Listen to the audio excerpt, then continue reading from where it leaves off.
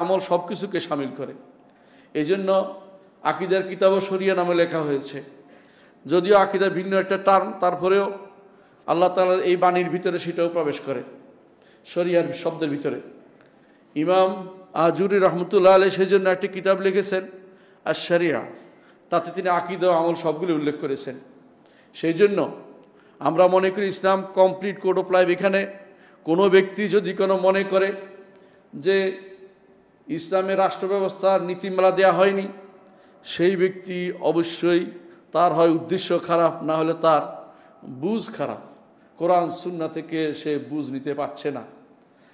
নিয়ম হচ্ছে ইন্নামা শিফাউল ইলমে শিফাউল আইয়ে সুয়াল, যে জানবে না, রসুল বলেছেন যে জানবে না সে প্রশ্ন করে জেনে নিবে। যে জানবে না সেটা বলবে না কোনো দিন যে এটা নাই, তো ওই ব্যক্তি বলবে সে না জানার কারণে বলবে, অথবা সে নিজে না জানার ভান করে বলবে নাই। প্রিয় ভাইয়েরা, আমরা অনেককেই দেখতে পাই বর্তমানে যে তারা বলে ইসলামে কোনো রাষ্ট্র ব্যবস্থার নীতিমালা দেওয়া হয়নি। অনেকে এটাও বলে দুর্ভাগ্যবশত যে এগুলি মানুষের আবিষ্কার। নাউজুবিল্লাহ। ইসলামের নীতি অবশ্যই মৌলিক নীতিমালা দেওয়া হয়েছে, সে আলোকে তাদেরকে দুনিয়া পরিচালনা করার নির্দেশনা দেওয়া হয়েছে। আল্লাহ রাসূল সাল্লাল্লাহু আলাইহি ওয়াসাল্লামকে বলেছেন আল্লাহ তাআলা, ফাহকুম বাইনাহুম বিমা আনজালাল্লাহ, তাদের মধ্যে আল্লাহর বিধান অনুসারে আপনি তাদের মধ্যে রাষ্ট্র পরিচালনা করুন। আল্লাহ বিমা আরাকাল্লাহ, আরও এটাও বলেছেন আল্লাহ তাআলা অন্য আয়াতে, আল্লাহ আপনাকে যেই প্রজ্ঞা জ্ঞান দিয়েছেন সেটা অনুসারে আপনি পরিচালিত করুন। আল্লাহর পক্ষ থেকে যে বিধান এসেছে সেটাকে আমাদেরকে বাস্তবায়ন করতে হবে, সেটা আমাদের জানতে হবে। কেউ যদি বলে ইসলাম রাষ্ট্রনীতি দেয়নি, সেই ব্যক্তি ঈমানদার থাকবে না। কেউ যদি বলে ইসলামে বিচার ফয়সালার কমপ্লিট নিয়ম দেয়নি, সে ব্যক্তি ঈমানদার থাকবে না। সমস্যা হচ্ছে আমরা খুব কম লোকেই আমাদের সালফে সালেহিন কি বক্তব্য রেখেছেন, কি মাসআলা দিয়েছেন, কি সমাধান দিয়েছেন, কোন বইতে দিয়েছেন, সে সম্পর্কে কোনো খবর রাখি না এবং গুরুত্বও দেই না। খবর রাখার সুযোগ আছে সেটাও মনে করি না। আমরা হাতের কাছে এমন জিনিস পেতে চাই যেগুলি সব মিথ্যা বানোয়াট জিনিসে ভর্তি, সেগুলিকে আমরা নিতে চাই। আর আমাদের জন্য আমাদের সালফে সালেহিন যা রেখে গেছেন সেটা নেয়ার ক্ষেত্রে আমরা কোনো গুরুত্ব অনুভব করি না। বিশুদ্ধ মত হচ্ছে এটা, এর বাইরে যাওয়ার কোনো সুযোগ নাই। ইসলাম দিন ও দৌলা, ইসলাম দিন ও দৌলা, বরং এটাই বলবো দৌলাও ইসলাম দিনের অন্তর্ভুক্ত। ইসলাম দিন একদিকে রাষ্ট্র, একদিকে রাষ্ট্র, দুইটাই দিনের অন্তর্ভুক্ত। আপনি ইবাদত যেমন করবেন, ইবাদত যেমন মসজিদে ইবাদত যেমন আল্লাহর জন্য করেন, রাষ্ট্র পরিচালনা আল্লাহর জন্য হতে হবে, আল্লাহকে খুশি করার জন্য হতে হবে। দুনিয়ার কোনো উদ্দেশ্য থাকলে আপনার একখানে ঈমান আর একখানে ঈমান নাই, এইটা হলে আল্লাহ তাআলা কোরআনে কারীম বলে দিয়েছেন, আফাতুমিনুনা বিবাদিল কিতাব ওয়া তাকফুরুনা বিবাদ ফামা জাযাউ মান ইয়াফআলু যালিকা মিনকুম ইল্লা খিজিউন ফিল হায়াতিদ দুনিয়া। আল্লাহ তাআলা বলছেন, তোমরা কি কিছু উপর ঈমান আনবে, কিছু ঈমান আনবে না? তাহলে যে ব্যক্তি তোমাদের মধ্যে তা করবে, খিজিউন ফিদ দুনিয়া, দুনিয়ার বুকে তার জন্য অপমান এবং লাঞ্ছনাই থাকবে। প্রিয় ভাইয়েরা, অপমান এবং লাঞ্ছনা আর কি বাকি আছে? আমরা এক সময় শাসক ছিলাম, এখন আমরা শাসিত হয়ে গেছি। এক সময় আমরা এক সময় অফেন্সে ছিলাম, এখন ডিফেন্সে চলে আসছি। এক সময় আমরা সারা দুনিয়াকে ভয় দেখাতাম, সারা দুনিয়া এখন আমাদেরকে ভয় দেখায়। দুনিয়া মানুষ সবাই সেই সময় ভয় পেত যে মদিনা থেকে কোন বাহিনী বের হচ্ছে, সেই ভয়ে ভীত থাকতো। আর এখন আমরা নিজের ঘরেই ভীত থাকি, কখন না কি করে বসে। আলহামদুলিল্লাহ, আল্লাহ তাআলার কাছে আমরা হাজারো শুকরিয়া আদায় করি, যিনি আমাদেরকে এই বিশুদ্ধ একটি অবস্থা দিয়েছেন যেখানে প্রাণ খুলে আল্লাহর দ্বীনের কথা বলার মতো সাহস আমরা পেয়েছি। সম্মানিত মুসলিয়ান ইকরাম, মনে রাখতে হবে এটা ইসলাম পরিপূর্ণ জীবন ব্যবস্থা। এখানে দুনিয়া এবং আখিরাত দুটাই আছে, কোনোটাতেই আমরা একটাতে আছে একটাতে নাই বলতে পারবো না। ইসলাম মনে করে দুনিয়ার যত কাজ সবগুলোকে আখিরাতের খাদেম হিসেবে রাখতে হবে। রাষ্ট্র পরিচালনা অথবা মানুষের খেদমত, সবগুলোর উদ্দেশ্য যেন আখিরাত হয়। আল্লাহ তাআলার পক্ষ থেকে যে যা পেয়েছে আল্লাহর কাছ থেকে পেয়েছে বিশ্বাস করতে হবে, নিজের যোগ্যতায় পেয়েছে এটা বিশ্বাস করবে না। যত ব্যক্তি যত কিছু পেয়েছে মনে করবে আল্লাহ তাআলা আমাকে সুযোগ করে দিয়েছেন, এর মাধ্যমে আমি তার আল্লাহ তাআলার সন্তুষ্টি অর্জনের চেষ্টা আমাকে চালিয়ে যেতে হবে। এটা না বুঝার কারণে দুর্ভাগ্যবশত আমাদের শেখ সালেহ সোহাইমি একটা কথা বলতেন সব সময়, ইয়াকদি আলাল মারই ফি আইয়ামি মেহনাতিহি ফায়ারা হাসানান মা লাইসা বিল হাসানি। মানুষ যখন বিপদে পড়ে যা সুন্দর নয় সেটাও তার কাছে সুন্দর মনে হয়। কি অবস্থা হচ্ছে তাই। মুসলিমরা এবং ইসলাম যেহেতু মানুষ পড়ে না, পড়ার জন্য আগ্রহ অনুভব করে না, তারা এখন এই জন্য তাদের কাছে যদি জিজ্ঞাসা করে আপনি মুসলিম কিনা, এক গোষ্ঠী মুসলিম পরিচয় দিতেই দূরে থাকবে, পরিচয় দিতে চায় না, লজ্জাবোধ করে, নাউজুবিল্লাহ। আরেক গোষ্ঠী আছে ইসলামের পরিচয় দিবে, কিন্তু তারা মনে করে ইসলাম পরিপূর্ণ অবস্থানে নেই, সুতরাং বাইরের কোনো কিছু কেউ যদি কোনো পরিচালনা করে সেটা তার কাছে প্রিয় মনে হবে। এই জন্য অনেকেই বলবে ইসলাম তো আর কিছু নয়, সমাজতন্ত্রই তো ইসলাম, নাউজুবিল্লাহ। আবার হয়তো একজন বলে বসবে না, ইসলাম তো তথাকথিত যে মানুষ বলে থাকে যেটাকে, যে এটা হচ্ছে ধর্মনিরপেক্ষতা, অথবা যেটাকে সেকুলারিজম বলে, অনেকে বলে এটাই তো ইসলাম, নাউজুবিল্লাহ। অনেকে হয়তো একই অবস্থা বলবে যে ডেমোক্রাতিয়া বা গণতন্ত্র ইসলাম, নাউজুবিল্লাহ।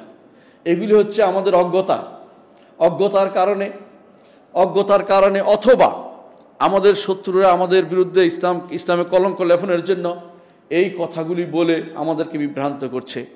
ইসলাম কোনো ইজমের নাম নয়, ইসলাম নিজেই পরিপূর্ণ, সেখানে বাইরে থেকে কোনো কিছু আনতে হয় না। যে কেউ মনে করবে ইসলাম বাইরের থেকে আনতে হয় সেই ব্যক্তি অবশ্যই পথভ্রষ্ট এবং সেই ব্যক্তি কাফের, কারণ কোরআন এবং আয়াতের বিরোধিতা সে করছে। তবে আমাদেরকে একটা জিনিস অবশ্যই খেয়াল রাখতে হবে, ইসলাম মৌলিক কিছু নীতি দিয়ে দিয়েছে রাষ্ট্র এবং দুনিয়ার লেনদেনের ব্যাপারে, সেটা অনুসারে আমাদেরকে সাজাতে বলা হয়েছে। এই জন্য ইসলামের একটি অংশ বলে সাবিত, একটি অংশ হচ্ছে মুতাগাইয়ির। সাবিত মানে হচ্ছে স্থায়ী নীতি, আর কিছু আছে ইজতিহাদের অধীন হবে, সেই ইজতিহাদও শরঈ নীতির ভিত্তিতে হতে হবে। যে যেমনি পারে এমনি নীতি বহির্ভূত কোনো ইজতিহাদকে ইসলাম অনুমোদন করে না। এই জন্য রাষ্ট্র পরিবর্তিত পরিস্থিতিতে সারা দুনিয়ার এখন যে অবস্থা চলছে, এই অবস্থায় রাষ্ট্র কিভাবে নির্মাণ করতে হবে সে অবস্থার দিক নির্দেশনা মুহাম্মদ রাসূলুল্লাহ সাল্লাল্লাহু আলাইহি ওয়াসাল্লাম দিয়ে গেছেন। কিন্তু আমাদেরকে সেটার আলোকে সাজিয়ে নিতে হবে, কিভাবে কোনটা করতে হবে। আমি কয়েকটি জিনিস বলতে চাই। রাষ্ট্র, খেলাফত, এগুলো দিন এবং দুনিয়া উভয়ের ব্যবস্থাপনাকে শামিল করে। দিন এবং দুনিয়ার সমস্ত কিছুকে ব্যবস্থাপনা করতে হয়। একজন রাষ্ট্রপ্রধানের দায়িত্ব, একটি কল্যাণ রাষ্ট্রের দায়িত্ব, মসজিদের সালাত থেকে শুরু করে মৃত্যু পর্যন্ত প্রত্যেকটি কাজ। একটি ছেলে দুনিয়াতে আসার পর কি হবে, দুনিয়া থেকে একটি মানুষ যাওয়ার সময় কি করবে, মৃত্যুর পরে তার জন্য কি করণীয় সেটাও আলোচনা করে। এর অর্থ হচ্ছে একজন রাষ্ট্রপ্রধানের দায়িত্ব, একজন প্রধানমন্ত্রীর দায়িত্ব, একজন রাজার দায়িত্ব দুনিয়া এবং দিন উভয়টাকে নিয়ন্ত্রণ করা।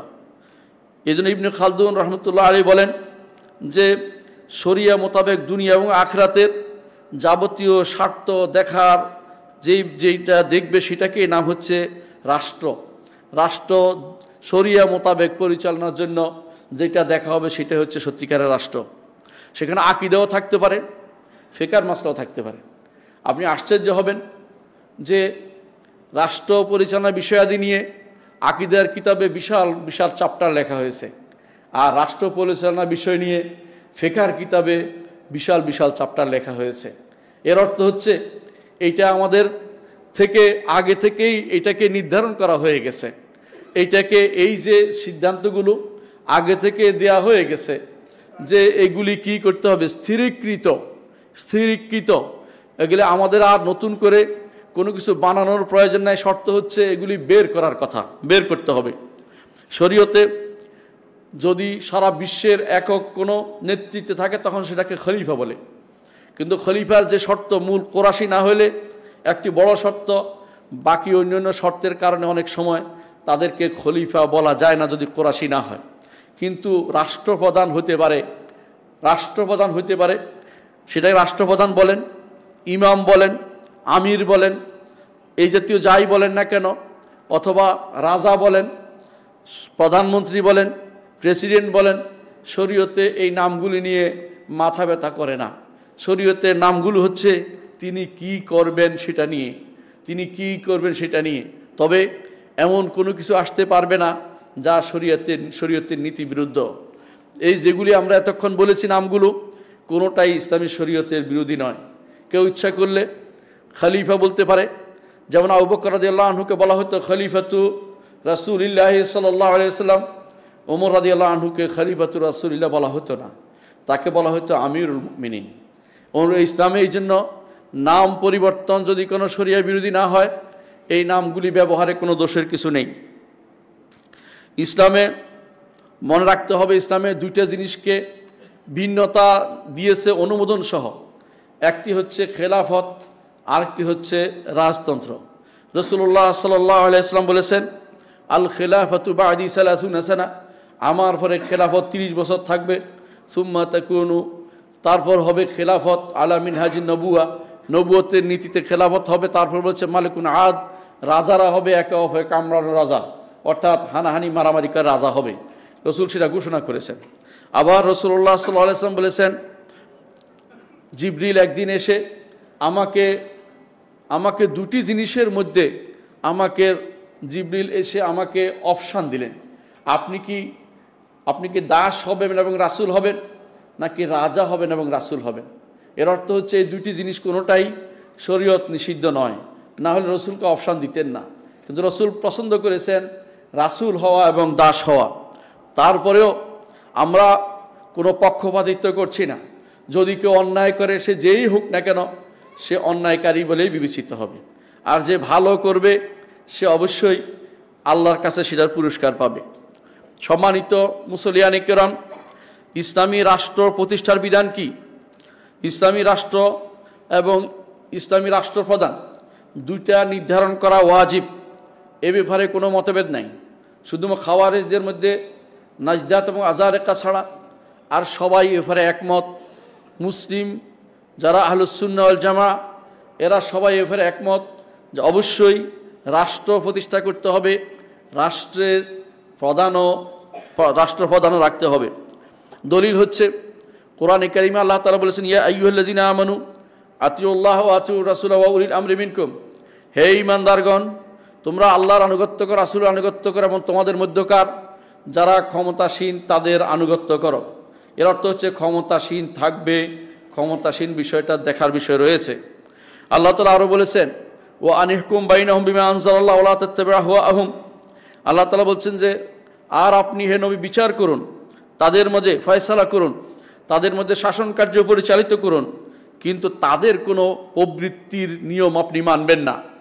প্রবৃত্তি হচ্ছে গণতন্ত্র, প্রবৃত্তি হচ্ছে সমাজতন্ত্র, প্রবৃত্তি হচ্ছে সেকুলারিজম। যত ইজম আছে সবই প্রবৃত্তি। আর যেটা আল্লাহ যেটা নাজিল করেছেন সেটা হচ্ছে আল্লাহর বিধান। আল্লাহর বিধান অনুসারে রাষ্ট্র পরিচালনার নির্দেশ আল্লাহ তাআলা দিয়েছেন। এর অর্থ হচ্ছে রাষ্ট্র পরিচালক হবেন একজন, আর রাষ্ট্রের আইন মানবে আরেকজন। এই কথা কোরআনে ঘোষণা করা হয়েছে। আল্লাহ তাআলা অন্যত্র বলেছেন, ফাহকুম বাইনাহুম বিমা আনজালাল্লাহ, সুতরাং আপনি তাদের মধ্যে ফয়সালা করে দিন যা আল্লাহ নাজিল করে সেটা অনুসারে। ওয়ালা তাত্তাবি' আহওয়াআহুম, আপনি তাদের প্রবৃত্তির অনুসরণ করবেন না।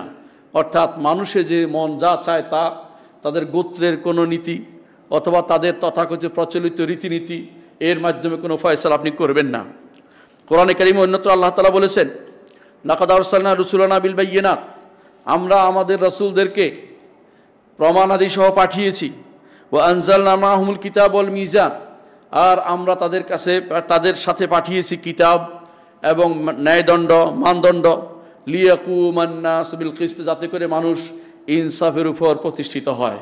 ইনসাফ প্রতিষ্ঠা করার জন্য কোরআন এবং মিজান নাজিল করা হয়েছে। তারপর আল্লাহ তাআলা বলছেন, ওয়া আনজালনাল হাদিদা ফিহি বাসুন শাদীদুন, আর আমরা লোহা নাজিল করেছি। আপনার কাছে মনে হবে এই লোহা শুধু লোহা না, এটা হচ্ছে ক্ষমতার বোঝানো হয়েছে। এই জন্য এই আয়াতে তাফসীর ইবনে কাসির রহমতুল্লাহ আলাইহি বলেন, ইন্নাল্লাহা লা ইয়াযউ বিস-সুলতানি মা লা ইয়াযউ বিল-কুরআন। কোরআন দিয়ে যা পরিবর্তন করা যায় না, আল্লাহ তাআলা ক্ষমতা দিয়ে তা পরিবর্তন করে দেন। সেটা আপনি ইতিমধ্যে পরীক্ষা করে দেখেছেন। গত 16-17 বছরের পরে আপনি এখন অনেক কিছুতেই পরিবর্তন লক্ষ্য করতে পারবেন। এর কারণ হচ্ছে আল্লাহ তাআলা যা তিনি এই দুনিয়াতে তিনি তার প্রতিনিধি হিসাবে খোলাফাদেরকে রাখেছেন, অর্থাৎ দুনিয়ার যারা প্রতিনিধি, অর্থ কি আল্লাহর দ্বীনকে বাস্তবায়ন করার জন্য তাদের দায়িত্ব যারা রাষ্ট্রপ্রধান তাদের। সেই জন্য তাদের এই বিষয়টিকে অবশ্যই বিশ্বাস করতে হবে যে তারা যে এই হাদিদ নিয়ে নাজিল হয়েছে, অর্থাৎ তারা যে ক্ষমতা এটা বোঝানো হয়েছে। এর মাধ্যমে কি হবে, আল্লাহ তাআলা বলছেন ফিহে বাসুন শাদীদুন ওয়া মানাফিউ লিন-নাস। এতে ভীতি যেমন আছে মানুষের তেমনি উপকারও রয়েছে। অর্থাৎ তারা দুই দিকেই, এরা দুই ধরেই তালোয়ার, একদিকে উপকার করে একদিকে মানুষের ক্ষতিও করে। কিন্তু আল্লাহ তাআলা বলছেন ওয়ালিয়া'লামাল্লাহু মান ইয়ানসুরুহু ওয়া রাসূলুহু বিল গায়ব। আল্লাহ তাআলা যাতে জেনে নেন কে না দেখে আল্লাহ এবং তার রাসূলের উপর ঈমান রাখে এবং আল্লাহ রাসূলকে দ্বীনকে সাহায্য করে। ইন্নাল্লাহা কাবিয়্যুন আজিজ, তিনি অবশ্যই শক্তিশালী এবং পরাক্রমশীল। অনুরূপভাবে কোরআনে এবং হাদিসে, কোরআনে কারিমে যত জায়গাতে হুদুদ এবং কিসাসকে বাস্তবায়ন করার নির্দেশনা দেওয়া হয়েছে, অনুরূপভাবে যেখানে আল্লাহ তাআলা বলছেন আল্লাযীনা ইম্মাক্কান্নাহুম ফিল আরদি আকামুস সালাতা ওয়া আতাউয যাকাতা ওয়া আমারু বিল মা'রুফ ওয়া নাহাউ আনিল মুনকার ওয়া লিল্লাহি আকিবাতুল উমুর। এই আয়াতগুলো আমাদেরকে স্মরণ করে দিচ্ছে আমাদেরকে অবশ্যই রাষ্ট্র প্রতিষ্ঠা করতে হবে এবং রাষ্ট্রপ্রধানকে নির্বাচন করতে হবে। আর রাষ্ট্রপ্রধানকে আমাদেরকে নির্বাচন বলতে আমি তথাকথিত নির্বাচন বুঝাচ্ছি না, অর্থাৎ নির্ধারণ করতে হবে। অনুরূপভাবে অনেক আয়াতে আল্লাহ তাআলা সৎ কাজের আদেশ এবং অসৎ কাজের নিষেধ করতে বলেছেন। আপনার কোরআন এবং সুন্নাহ সেটা পাবেন কোরআনে কারিমে। এর অর্থ হচ্ছে অবশ্যই আমাদেরকে এই আল্লাহর বিধান প্রতিষ্ঠার জন্য রাষ্ট্র এবং রাষ্ট্রপতি আমাদেরকে বানাতে হবে। এই হচ্ছে কোরআনের নির্দেশনা। হাদিসের নির্দেশনা দেখেন, রাসূলুল্লাহ সাল্লাল্লাহু আলাইহি ওয়াসাল্লাম বলেছেন মান মাতা ওয়া লাইসা ফি উনুকি বাইআ মাতা মিতাতান জাহিলিয়া।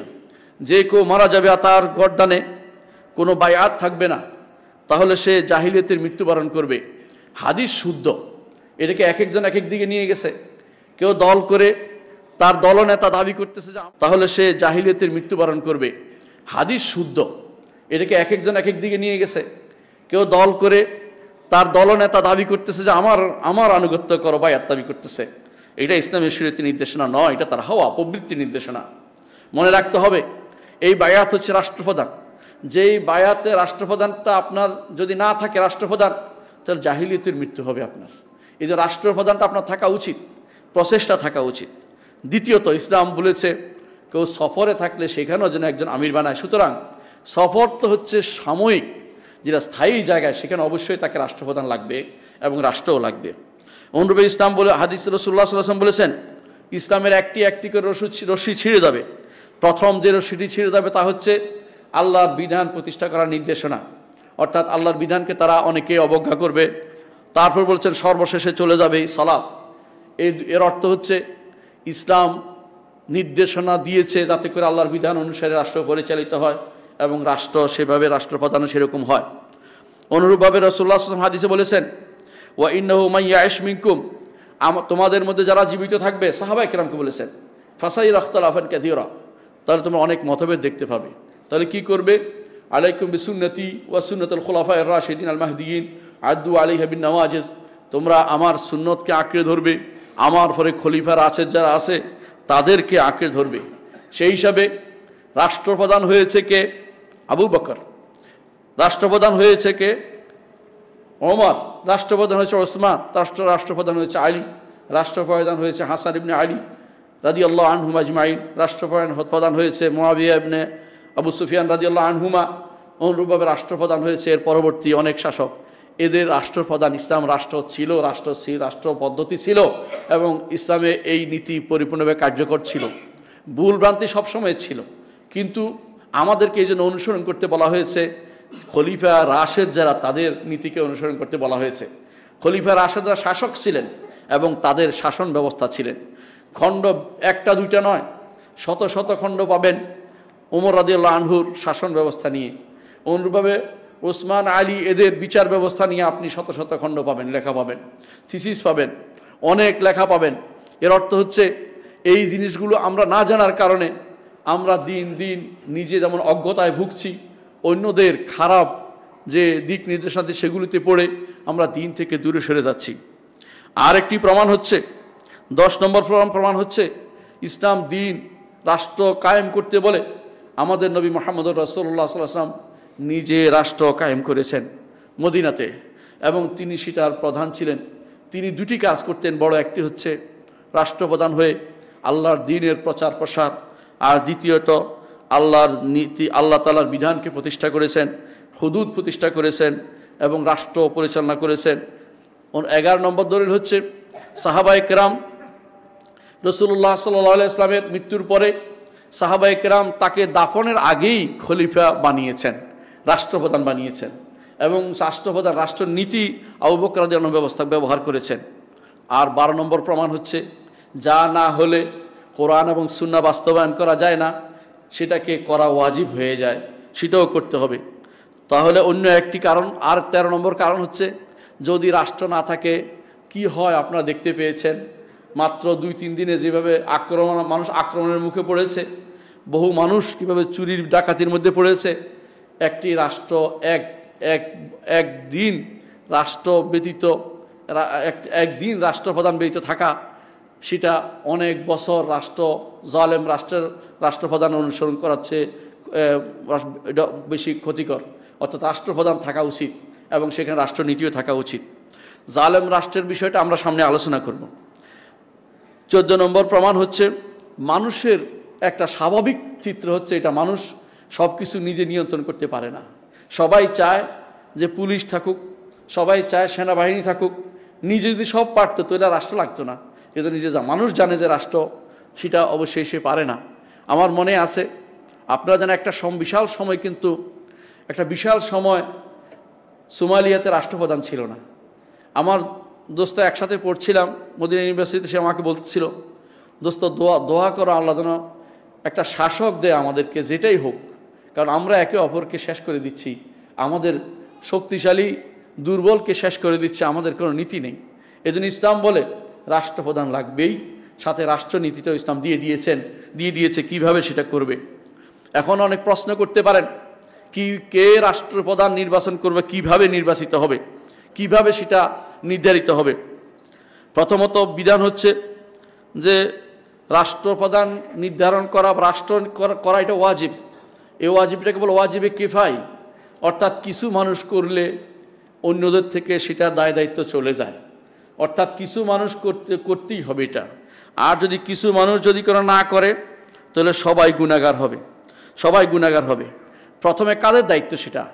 আহলুল ইজতিহাদ, তাদের দায়িত্ব বেশি, যারা ইজতিহাদ করার ক্ষমতা রাখে, যারা দ্বীন সম্পর্কে গভীর জ্ঞান রাখে, এদের প্রথম দায়িত্ব।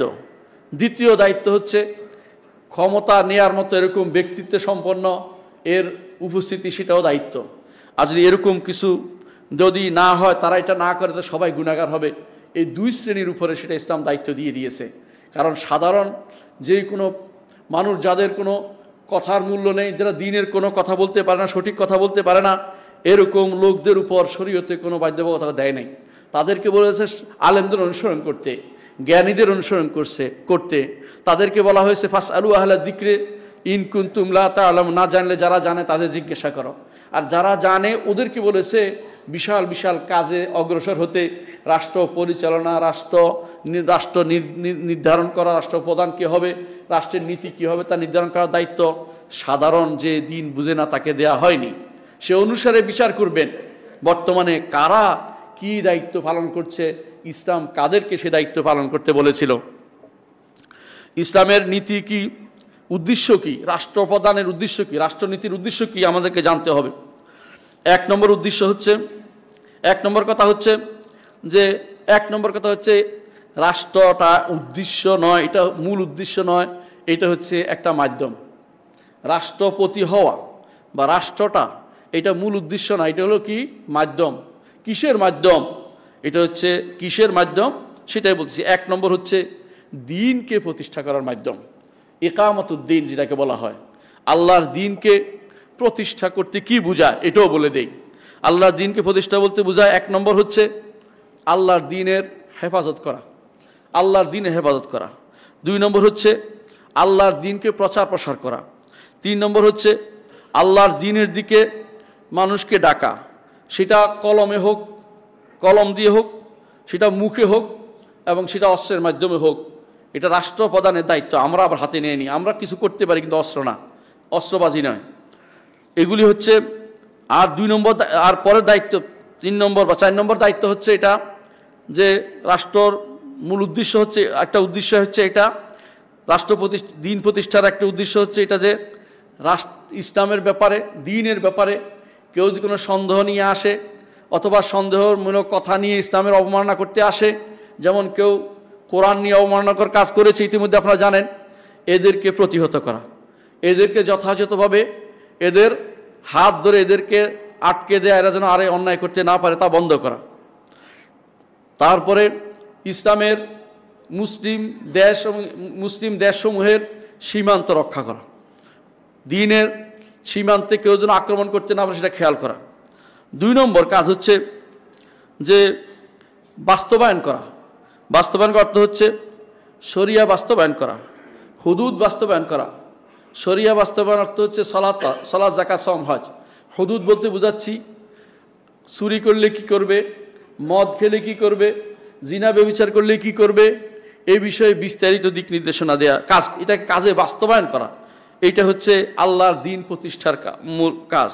এর মধ্যে রয়েছে মানুষকে বুঝিয়ে শুনিয়ে যেভাবে হোক তাদেরকে দিনের প্রতি আগ্রহী করে তোলা। দ্বিতীয় কাজ, 1 নম্বর হচ্ছে ইকামতুদ্দিন, দিন প্রতিষ্ঠা। 2 নম্বর কাজ হচ্ছে সিয়াসাতুদ দুনিয়া বিহি, দিন দিয়ে দুনিয়াকে শাসন করা। দিন দিয়ে যেমন তেমন শাসনকে বলা হয়নি, দিন দিয়ে শাসন করতে বলা হয়েছে।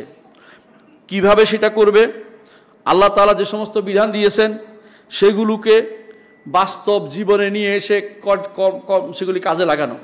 এই জন্য কিছু স্থায়ী নীতি আছে সেগুলোকে রাখবে, আর যেগুলো অস্থায়ী নীতি আছে পরিবেশ পরিস্থিতি অনুসারে তিনি সেটাকে কাজে লাগাবেন। এটার নাম হচ্ছে সিয়াসা শারঈয়া বা ইসলামী রাজনীতি। আর আমরা ইসলামী রাজনীতি বুঝাচ্ছি ক্ষমতায় কেমনে যেতে হবে এই রাজনীতি না, অথচ ইসলামী রাজনীতি হচ্ছে শাসক কর্তৃক কোথায় কোন কাজ কখন কি করতে হবে এই ব্যাপারে সিদ্ধান্ত নেয়া এবং প্রয়োজনীয় দিক নির্দেশনা দেয়া, সেটার জন্য তার একান্ত জারি করা, অর্ডার জারি করা, এটা হচ্ছে ইসলামী রাজনীতি। এইটাকে নিজেদের হাতে নিয়ে ভুল পথে যেন আমরা পরিচালিত না হয় সেটা আমাদের জানতে হবে। তবে আমাদের অবশ্যই এমন শাসক প্রতিষ্ঠার চেষ্টায় যেতে হবে যে শাসক আল্লাহর দিনকে হেফাজতের দায়িত্ব নেবে, প্রচার প্রসারের দায়িত্ব নেবে এবং আল্লাহর দিনকে বাস্তবায়ন করবে। এখন অনেকে বলতে পারেন বর্তমান সময়ে আমরা দেখতে পাচ্ছি অধিকাংশ রাষ্ট্র তারা তো আল্লাহর দিনকে দুনিয়া থেকে আলাদা করে ফেলেছে। এটার বিধান কি? দিনকে দুনিয়া থেকে যারা আলাদা করবে এটা অবশ্যই বড় কুফরি এবং এটা অবশ্যই বড় শিরক। দিনকে দুনিয়া থেকে, অর্থাৎ দিন পাশের রুমে, আমি এই রুমে দুনিয়া নিয়ে আছি, এই জাতীয় কথা বলার সুযোগ নাই। প্রতিটি জায়গাতে দিনও আছে, যেখানে দিন আছে সেখানে দুনিয়া আছে, সেখানে কি দিনের কি বিধান সেটা জানতে হবে। আর দিন যেখানে আছে দিন তো আর কথাই নেই, কিন্তু দুনিয়ার বিধানটাও দিন থেকে আমাদেরকে জেনে নিতে হবে, দুনিয়াটা কি বিধান জেনে নিতে হবে। এর দলিল হচ্ছে কোরআনে কারীমে আল্লাহ তাআলা বলেছেন, আলাম তারাল্লাযিনা ইয়াজউমুনা আন্নাহুম আমানু বিমা উনজিলা ইলাইকা ওয়া উনজিলা মিন ক্বাবলিক ইউরিদুনা আন ইয়াতাহাকামু ইলাত তাগুত ওয়া ক্বাদ উমিরু আন ইয়াকফুরু বিহি ওয়া ইউরিদু শাইতানু আন ইউদিল্লাহুম দালালাম বাঈদা। আল্লাহ তাআলা বলছেন, আপনি কি দেখেননি তাদের দিকে যারা মনে করে যে তারা ঈমান এনেছে আল্লাহর উপর এবং আখিরাতের উপরে, তারা কি করে? চায় তাগুতের কাছে বিচার ফয়সালা করতে, অথচ আল্লাহ নির্দেশ দিয়েছেন তাগুতের সাথে কুফরি করতে। আর এরা তো শয়তান তো চায় তোমাদেরকে পথভ্রষ্টতা অনেক দূর নিয়ে যেতে। দ্বিতীয় দলিল হচ্ছে আল্লাহ তাআলা বলছেন, ফালা ওয়া রাব্বিকা লা ইউমিনুনা হাত্তা ইউহাক্কিমুকা ফিমা শাজারা বাইনাহুম। আল্লাহ তাআলা বলছেন কখনো নয়, আপনার রবের শপথ করে বলছে, নিজের শপথ নিজে করছেন, তারা ঈমানদার হতে পারবে না যতক্ষণ পর্যন্ত আপনার ফয়সালার ব্যাপারে তারা সম্পূর্ণরূপে নিজেকে সঁপে না দেয়, মেনে না নেয়। ওই সাল্লিমু তাসলিমা। অনুরূপে আল্লাহ তাআলা বলছেন, ইত্তাখাযু আহবারহুম ওয়া রুহবানহুম আরবাব মিন দুনিল্লাহ, এরা তাদের আলেমদেরকে এবং সংসার বিরোধীকে রব বানিয়ে ফেলেছে। সে রব কখন বানিয়েছে? শরিয়ার বিরোধী যখন হয়েছে তখন। শরীয়তের নির্দেশনা মোতাবেক বলে রব বানা হয় না। এই জন্য যখন তারা বলেছে হালালকে হারাম করেছে, হারামকে হালাল করেছে, হালালকে হারাম করেছে, উল্টাটা করেছে দুইটাই, তখনই আল্লাহ তাআলা এদের রাসূলুল্লাহ সাল্লাল্লাহু আলাইহি ওয়াসাল্লাম বলেছেন যে এইটার মাধ্যমে তাদেরকে রব বানানো হয়েছে। এর অর্থ হচ্ছে আল্লাহর বিধানের বাইরে অন্য কিছু নিলে সেই ব্যক্তি মুশরিক ছাড়া আর কিছু হবে না, ইচ্ছাকৃত যদি সেটা গ্রহণ করে। অনুরূপে আল্লাহ তাআলা বলেছেন সূরা নূরের 47 থেকে 51 নম্বর আয়াতে আল্লাহ তাআলা বলছেন ওয়া ইয়াকুলুনা আমান্না বিল্লাহি ওয়া বির রাসূল ওয়া আতানা, আর তারা বলে আমরা আল্লাহর উপর ঈমান আনলাম এবং রাসূলের উপর ঈমান আনলাম এবং আনুগত্য করলাম। সুম্মা ইয়াতাওয়াল্লা ফারিকুম মিনহুম মিন বা'দি যালিকা ওয়া মা উলাইকা বিল মুমিনিন, এরপরে তাদের মধ্যে একটি দল মুখ ফিরিয়ে নেয় এবং তারা আল্লাহ বলছে ওয়া মা উলাইকা বিল মুমিনিন, ঈমানদার নয় তারা। এর অর্থ হচ্ছে কোনো একটা অংশে মুখে বললেন ঈমান আনছেন কিন্তু শরীয়তের বিধান মানতে পারলেন না, আল্লাহ তাআলা যা দিয়েছেন হুদুদে কিসাস মানতে পারলেন না, আপনি ঈমানদার থাকতে পারলেন না। এরপর আল্লাহ তাআলা বলছেন ওয়া ইযা দুউ ইলাল্লাহি ওয়া রাসূলিহি লিয়াহকুম বাইনাহুম, যখন তাদেরকে ডাকা হয় আল্লাহ এবং রাসূলের দিকে তাদের মধ্যে ফয়সালা করার জন্য, ইযা ফারিকুম মিনহুম মুরিদুন, তাদের একটি গোষ্ঠী তখন মুখ ফিরিয়ে নেয়। আফি কুলুবিহিম মারাদ, তাদের অন্তরে কি রোগ আছে? অর্থাৎ কত রকমের মানুষ হইতে পারে এটা উল্লেখ করছে। আমির তাবু, না তারা সন্দেহে পতিত হয়ে আছে আল্লাহর দ্বীন সম্পর্কে, আল্লাহর দ্বীনের কার্যকারিতা সম্পর্কে তারা কি সন্দেহে আছে? আম ইয়াখাফুনা, নাকি তারা ভয় পাচ্ছে আল্লাহর বিধান আন ইয়াহিফাল্লাহু আলাইহিম ওয়া রাসূলুহু, আল্লাহ এবং রাসূল তাদের উপর জুলুম করবে, নাউযুবিল্লাহ, এটা তো হতে পারে না। বাল উলাইকা হুমুজ যালিমুন, বরং তারা জালেম। আল্লাহ তাআলা বলছেন ইন্নামা কানা কাওলাল মুমিনিনা ইযা দুউ ইলাল্লাহি ওয়া রাসূলিহি ইয়াহকুম বাইনাহুম আন ইয়াকুলু সামি'না ওয়া আতা'না উলাইকা হুমুল মুফলিহুন, ঈমানদারের কথা তো এটাই হবে, যখন তাদেরকে আল্লাহ এবং রাসূলের দিকে ডাকা হবে তারা বলবে, বিচারের জন্য ডাকলে তারা বলবে শুনলাম এবং মেনে নিলাম। আল্লাহ তাআলা বলছেন এরাই হচ্ছে সফল কাম। অন্য আয়াতে আল্লাহ তাআলা বলেছেন ইন্নাল্লাযিনা তাদ্দু আলা আদবারিহিম বা'দা মা তাবায়্যানাল হুদা, যারা তাদের পিছনে চলে যায়, পিছনের দিকে হাঁটে, যখন তাদেরকে হেদায়েতের স্পষ্ট করার পরে আশ-শায়তানু সাওয়ালা লাহুম, শয়তান তাদেরকে পথ দেখিয়েছে, ওয়া আমলা লাহুম, তাদেরকে ছাড় দিয়েছে। যালিকা বিআন্নাহুম ক্বালু, তারা এইজন্য বলে, এটা এইজন্য যে তারা বলে আল্লাহ যা অপছন্দ করেছে সেটা বলে আমরা কিছু অংশ মেনে নেব। আল্লাহ তাআলা আর বলছেন আফা হুকমাল জাহিলিয়াতি ইয়াবগুন, তারা কি জাহিলিয়াতের বিধান চাচ্ছে? ওমান আহসানু মিনাল্লাহি হুকমান লিকাওমিন ইউকিনুন, আল্লাহর চেয়ে উত্তম বিধান কে দিতে পারে? সুতরাং বোঝা যাচ্ছে জাহিলিয়াতের বিধান যারা প্রবর্তন করবে, যারা প্রতিরোধ করবে, যারা বিধান চালু করবে, এরা সবাই এর অন্তর্ভুক্ত হবে। আল্লাহ আমাদেরকে বোঝার তৌফিক দান করুন। আকুলু কাওলি হাযা ওয়া আস্তাগফিরুল্লাহ লি ওয়া লাকুম ওয়া লিসাইরিল মুসলিমিন ফাস্তাগফিরুহু ইন্নাহু হুয়াল গফুরুর রাহিম।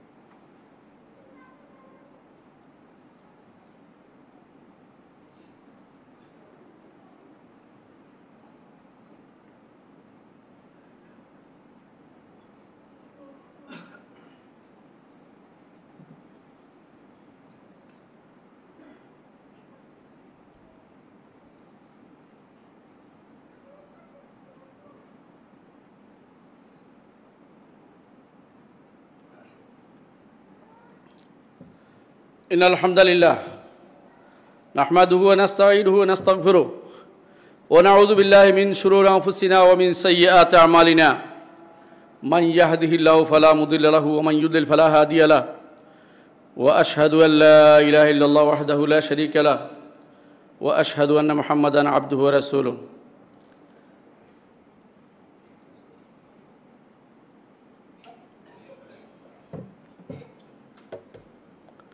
أيها الناس إن الله أمركم بأمر بدأ فيه بنفسه وثنى بملائكة المسبحة القدس وثلث بكم أيها المؤمنون فقال تعالى مخبرا وآمرا ইন্নাল্লাহা ওয়া মালাইকাতাহু ইউসাল্লুনা আলান নবী ইয়া আইয়ুহাল্লাযীনা আমানু সাল্লু আলাইহি ওয়া সাল্লিমু তাসলিমা।